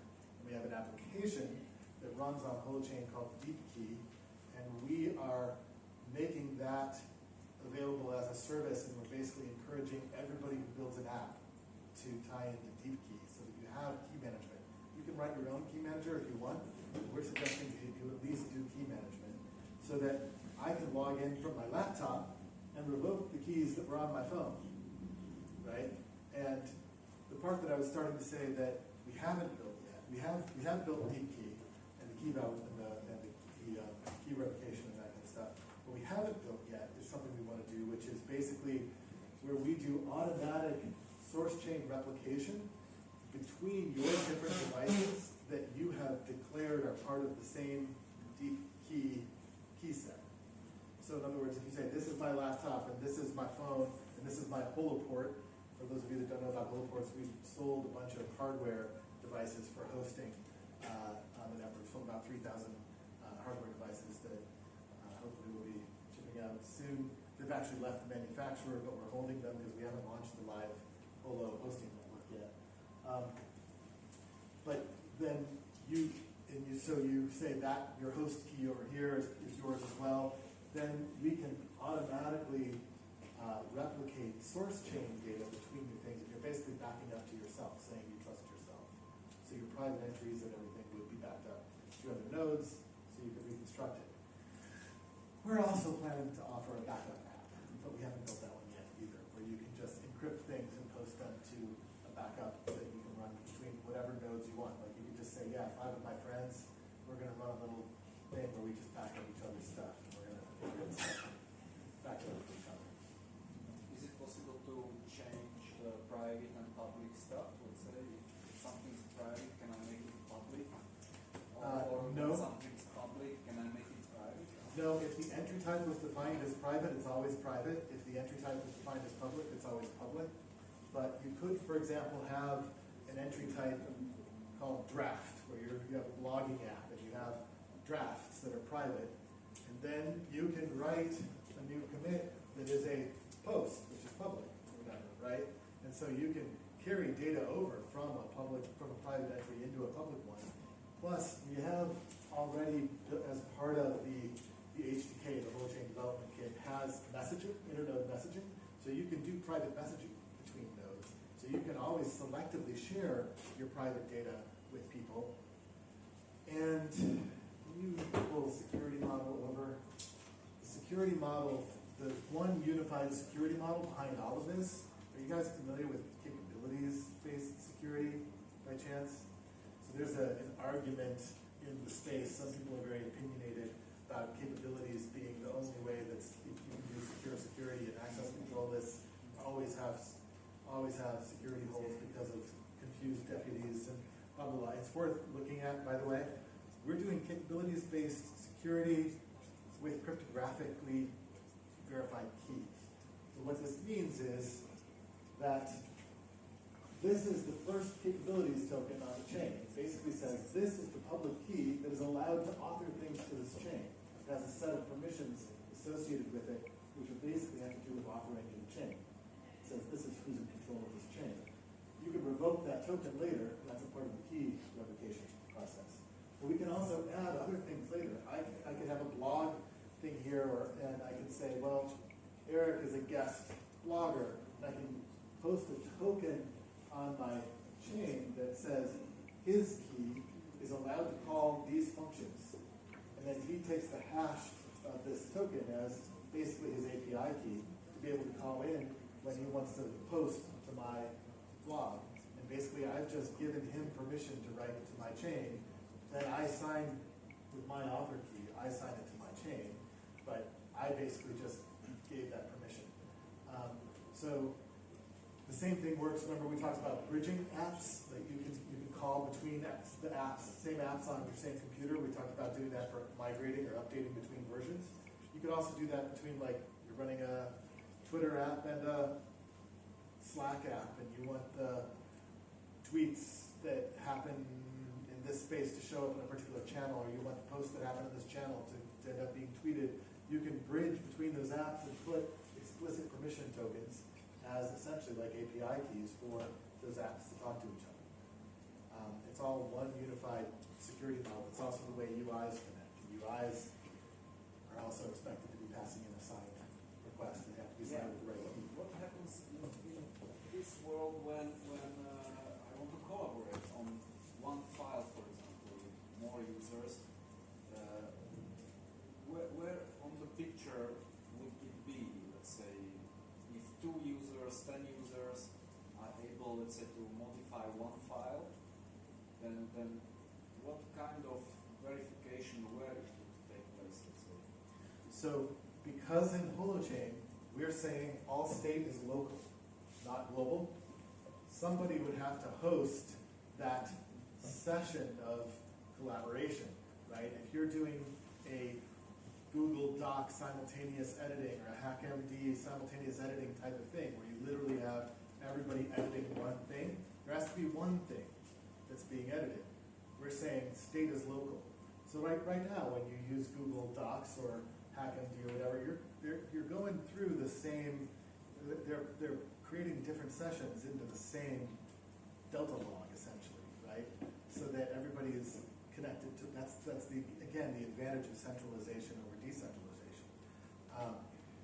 Otherwise, you end up in a Git type of scenario where if you have everybody making local changes, then you have to merge and you have to deal with conflicts. So if you want to deal with simultaneous collaboration, then somebody has to be the center of that simultaneity, because we're suggesting all change is local.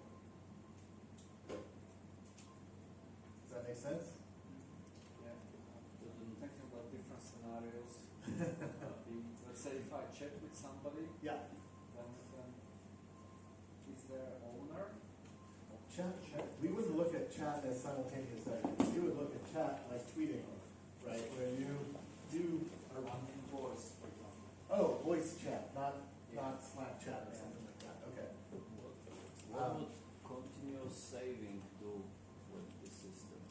Continuous saving. You know, Like you streaming? save, yeah, in some text editors, everything you type is saved. Yeah. So then it's messy, no? Because you are creating this, like, the whole backlog of unnecessary changes. Right, but like even if you do something like Google and you look at the version history, they don't actually save it per character in the version history. They create version milestones. And if you were to build an app where you did that kind of continuous change on something, you would probably want to do a similar thing where you take time slices or something where you do discrete moments and save the deltas for that moment.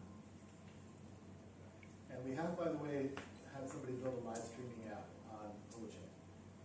Try to do that, watch it. And so there was like a 30-second lag because it was committing the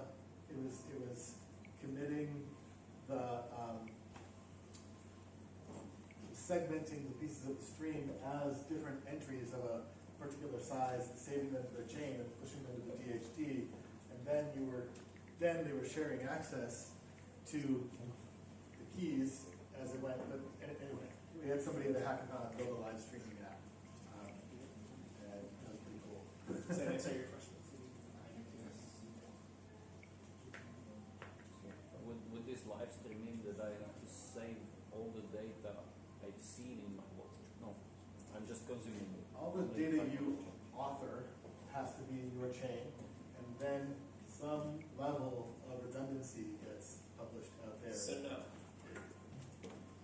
Any comments you make on the video you're watching, you're saying. Comments saved here. So the voice actually isn't saved, so it in a chat, doesn't have to. if you were doing a voice chat with somebody and you didn't intend to save the voice, I would say just create a web RTC connection between the points and have the application be what establishes the connection. Then you're doing direct encrypted peer-to-peer messaging over a network, and there's no record of it. It's sort of a Snapchat in that regard or whatever. The voice thing disappears. If you want to be creating a voice log, then you can do that like the live streaming app where you're saving pieces of it and publishing it out there. If you're creating a podcast or something, right? I'm assuming that a lot of people here are also interested in utility of your token. Right.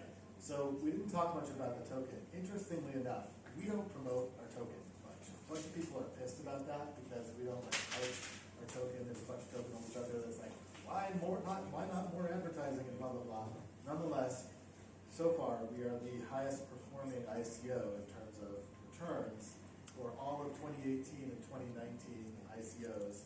The only 2017 ICOs higher are Binance and Brave browser, basic attention token. So our token is performing very well, which means, I think, that people are starting to actually understand the promise of this approach, this technology, because we actually haven't launched the Holo network yet. Thank you. See you. So we are in a closed alpha launch right now, which basically means we've launched internally to employees within our company, and we ran into, we had rewritten a bunch of network code. Well, we wrote everything in Rust, but we ran into some memory leaks and issues in our networking code that had to be debugged before we could scale it out further. And we've actually, in the last couple of weeks, addressed most of those things, and are probably going to the next wave of people into the more like the 100 node version and the 300 node version, but then hit the 3,000 nodes of holoports that we shipped pretty quickly, because we have a bunch of people clamoring to have those get shipped to them as well. Yeah, but what's the utility of token? What's the use of the token? Utility or usage? Hosting. It's what you pay hosts for if you want to make your app accessible to web users. So you can, everything that you essentially do on the web right now, like, if you think about it, Wikipedia, LinkedIn, Facebook, eBay, just take all of these apps. They're all Web 2.0 apps where the value is being created by the community, but you're under the control and management of a corporation that isn't really producing any value except for connecting the community. Well, when you have the ability to connect yourselves, this picture starts to change. And we could also, because we're in Europe, I've been needing to talk about like GDPR compliance and also Article 11 and 13, which are now Articles 13 and 15 or whatever. What are they when they got adopted? Do you know? You know what I'm talking about, the copyright stuff? So just like we have a key management app, we also have an app called Personas for identity management stuff, where you can store your own identity information. And we haven't built the OAuth bridge yet, but our intention is also to build an OAuth bridge so that you can become your own OAuth provider of data that you store for your own identity. And when a Holochain app wants to collect identity information from you, it creates a little profile schema that it hands to the Persona app. You write those fields locally, or you map them to fields you already have written locally, and you hand them back this mapping. Basically, you put it as a capability token on your Personas app. Remember we talked about Eric guest blogging on my blog?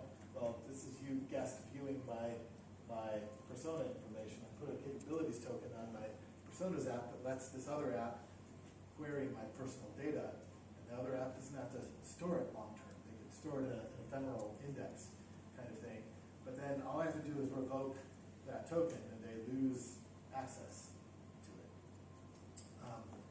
So there's a bunch of kind of building blocks that we're trying to provide for the app development community to be able to have easy ways of doing this stuff. If you delete something, then what happens with all the information?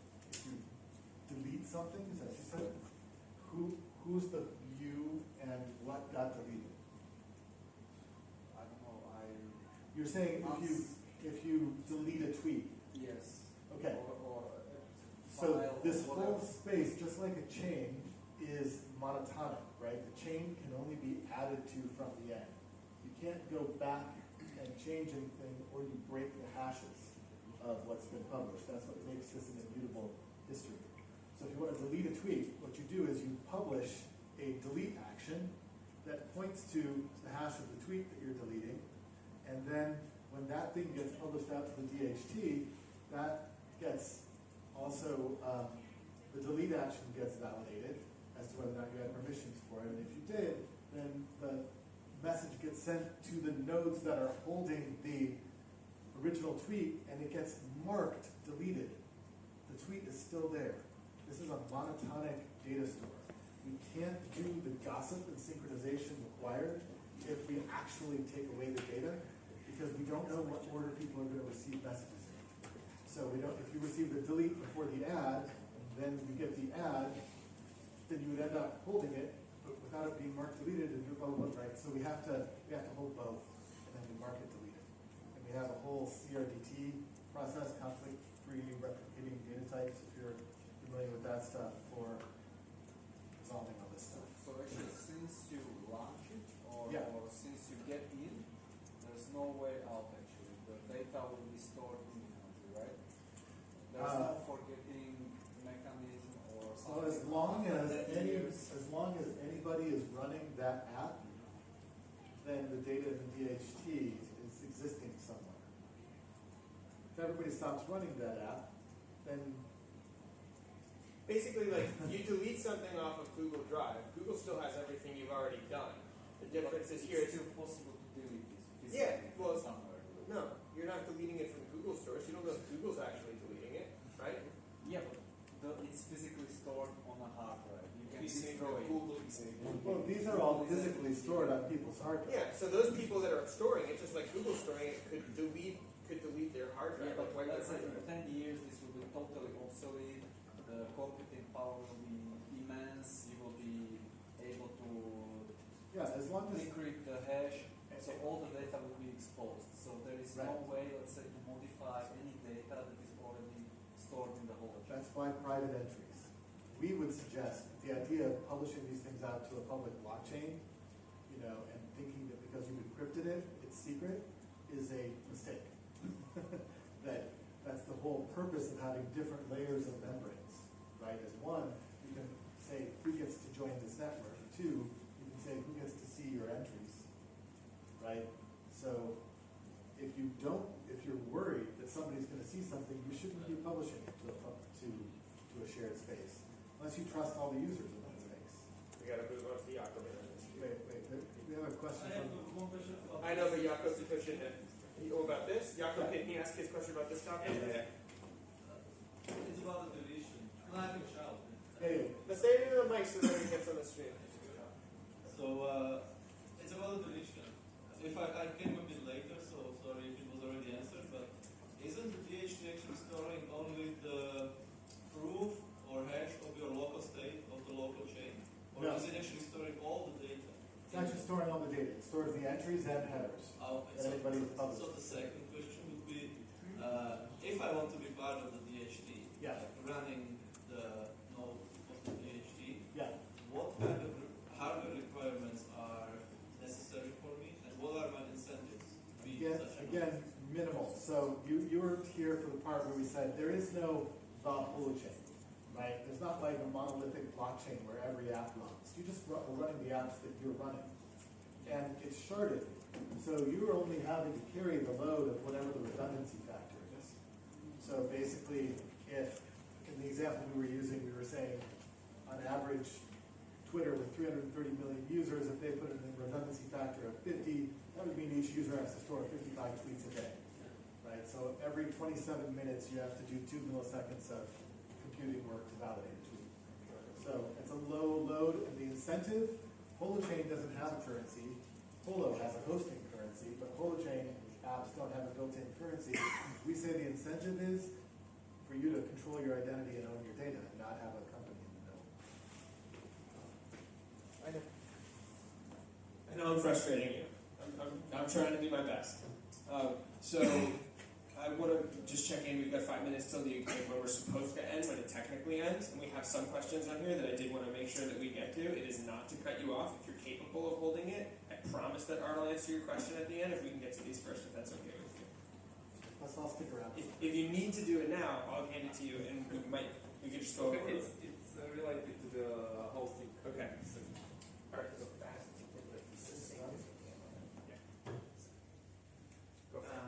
I'm usually quite skeptical to projects which are claiming to decentralize hosting or decentralized storage and things like that, because in the end of the day, people are looking mostly on the price, and I don't want to be like skeptical today about decentralization, which I'm a big fan, but usually decentralized solution can't beat in economy of scales the centralized products. See, So I think we're going to be able to actually compete with Amazon on pricing. Hosts set their own price. It's a free market. We're not setting the price. It's not like a mining token per block fee, right? People get to set their own prices. sure, but people are getting some nice ROI from the Holoport thing. So is that any numbers? Like what's the return on their investment in Holoport? There's no useful numbers. I created a worksheet where you could kind of compute your own numbers, guessing on your own prices and that kind of stuff. We can't really project what those prices are going to be. I can say what we promised. I mean, you know that running a dApp on Ethereum is very approximate, because some operations are more expensive and some operations are less, but approximately like 400 million times more expensive than hosting on Amazon. People clear about that?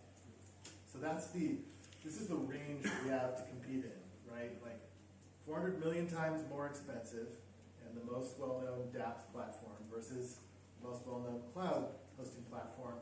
We have to come in somewhere in between there. Luckily, that gives us a lot of room. So we said in our ICO, we promised to be 10,000 times cheaper, 10,000 times more efficient than Ethereum. But if you actually read the benchmarks that we published, because we built DAO apps, and we built apps that are built on Ethereum, and we built them on Holochain, and we ran benchmarks. If you bothered to read our benchmarks, you would have discovered that we actually perform closer to 1 million or to 10 million times more efficient than Ethereum. So we're much closer down here to the Amazon thing. Which is still 400 times more than AWS. No. I'm not saying that we're more efficient than AWS. There are advantages to centralization. No, it's 400 times more more expensive than AWS. Right, so it may start off, I'm betting that it's going to start off more expensive than Amazon, but what hosts charge will, I think, converge and undercut Amazon. And the reason for that is Amazon not only has all the data center infrastructure they have to maintain and all that kind of stuff, but they have a lot of expertise involved in running their cloud-based systems, in virtualizing compute, right? That takes a lot of expertise to manage. It doesn't take a lot of expertise to manage a Holoport, right? So if you can build your application on Holochain and you get scaling for free, and you get self-hosting for free, and then you're only paying the extra hosting margin for the people who are not self-hosting, I think we can actually get that to be competitive with Amazon. You consider like a Holoport Nano as a 10-watt computing device, it's a banana pie, it's a Raspberry Pi type device. We have yet to see what hosting load it can carry, but the fact that you can have a $100 hosting device that costs 10 watts of electricity to power, what's the cost of that for somebody? Do they even pay attention to that on their electricity bill?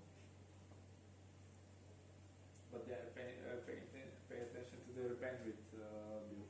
Exactly. But bandwidth is different prices in different places. Some places it's cheap. You get gigabit fiber. Art, when you say Holochain does not need currency, why hot token them? Did you put that in here? No, I there before. Okay, cool. I feel like we answered right. Yeah, I think we did too. You put there. We've got apps in production, and how many apps now? So this is a place where I think we screwed up.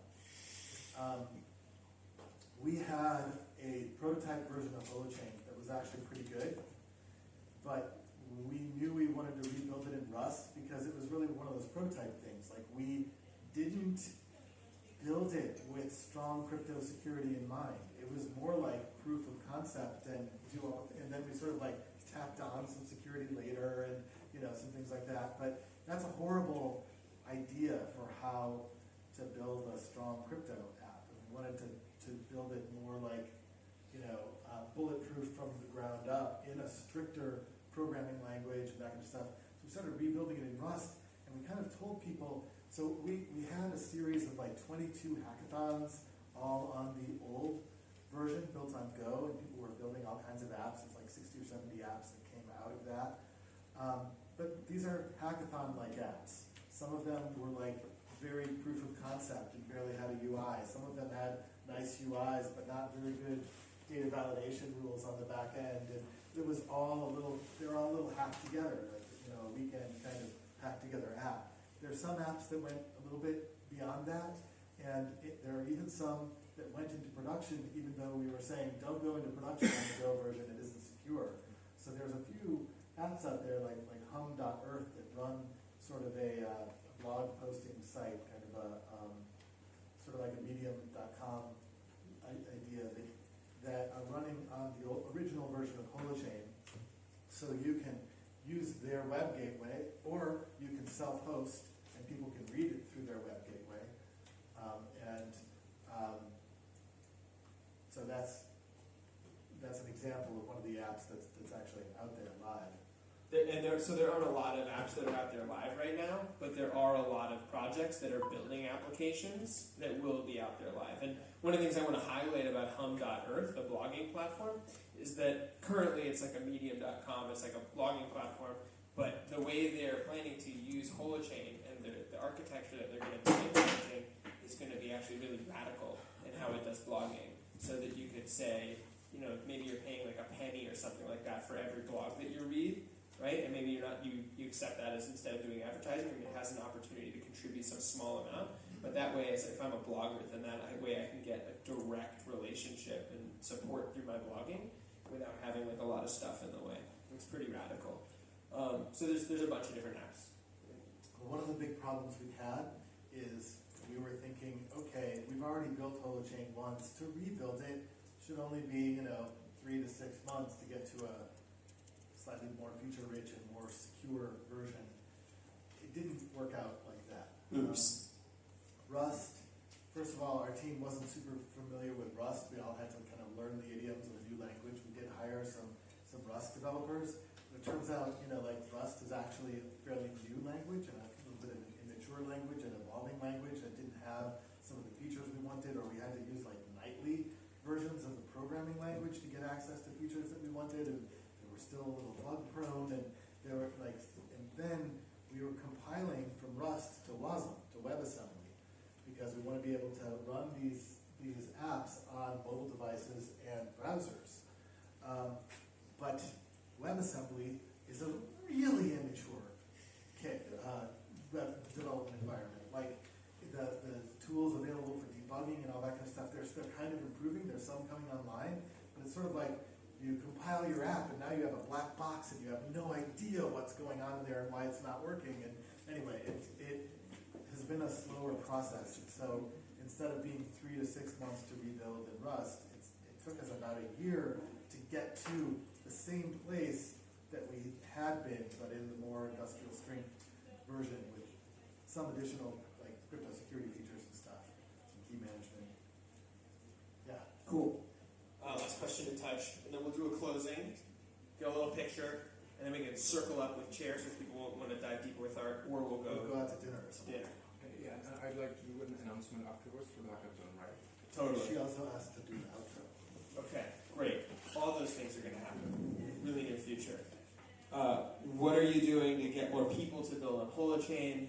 Thank you so much for asking this.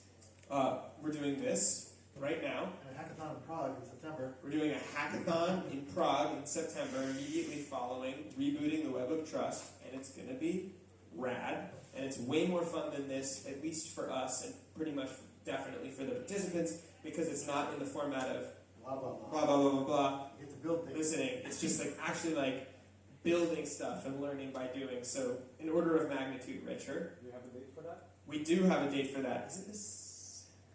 It's the Rebooting the Web of Trust, which is like more for self-sovereign identity. It's 3rd to 6th or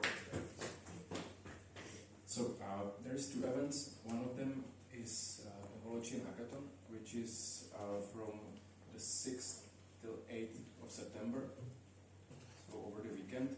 And before preceding event is the Rebooting the Web of Trust 9, which is focused on self-sovereign identity, verified credentials, and like the topics around identity.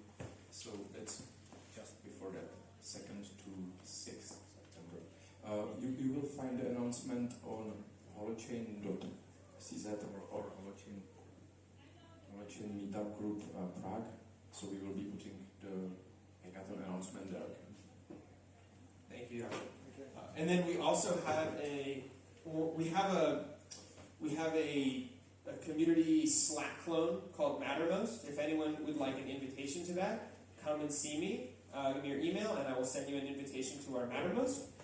And we're working right now on building a forum. So we'll have a Holochain forum, and we also have an online developer training program called DevCamp, which we're going to run our next one of at the, I think it's the end of August, and that will be run this next time actually by a community volunteer, which is really exciting. And it'll be sustainable, keep going. Then we have meetup events, and we have a bunch of dev documentation and tools and stuff that we're constantly updating and working on. If you want to join our Mattermost community, it's kind of like a Slack group and has a lot of different really useful channels. There is a Czech channel. Is there a Slovakian channel? Not sure, but there's probably a free space to create the Slovak. Certainly can. And there's other things like it's the same language, basically. yeah. And I would actually want to check in on something. So the core of our people building on Holochain question is local communities, people who get together and work together to learn and play with Holochain. So I'm curious who here at this point would be interested in attending a Holochain meetup if there were one in Bratislava. All right, that's a strong enough group. So the thing I would highly recommend is set up a Bratislava meetup. Whoever wants to be the convener of that, and it's great if it's a couple people, please ping me, and we'll set you up to set up a Let's meetup. get a little list so you guys can have your emails. Maybe you'll already know each other. I don't know, but Jakob? Just a small offer, because I've been playing with some coding and like writing some basic applications, so I can introduce some of the concepts if someone was doing the meetup here. Sure. Let's do it. Great. one more thing I would add is I think there's another question behind that question, which is, are you funding projects? And the answer is the organization is not currently funding projects at the moment, but a bunch of us within the organization as individuals are. And so there is some funding, but it is not. We've kept our focus on building, and like the whole thing of vetting projects and funding them and all that kind of stuff. And also, just to note, when we did our ICO, Ethereum was about $760 at the end of our ICO. 6 months later, it was $73, right? So the 20 million in ETH raised in the ICO becomes 2 million, and we don't want to be like some of those groups that basically have thrown all their funds out to the community and then they still don't have a sustainable thing going on. So we need to really get the Holo network launched before we can do that. We have to use the funds first to deliver what we promised. We're trying to make something that's useful and valuable enough on its own that it's worth learning how to use it and using it, because that's going to be really valuable. Exactly. And we're not into paying people to like it or to like us, basically. We figure you're not going to like us anyway. Yeah, we figure you can. So I'm going to take a bit of your time again, and I want to thank you again for coming. And also I've heard there might be another meetup maybe of the Holochain here, Slovak group, so we would love to have you, but in order to do that, we would love to also have your donations again, because we have to somehow survive, so please do. And if you really cannot allow yourself to donate anything, then maybe at least a review on Google Maps or something. So thank you very much, and I think you want to make a prediction. Yeah. Yeah, so anyone who's interested in being in a photo, to do a nice big photo to add some mass and say, hey, come to the Bratislava Holochain meetup, and come on up to the front, we'll get a picture all together. And after the photo, stop over here if you want to join the Mattermost group, and I'll just send you an invite. travel, or are we going to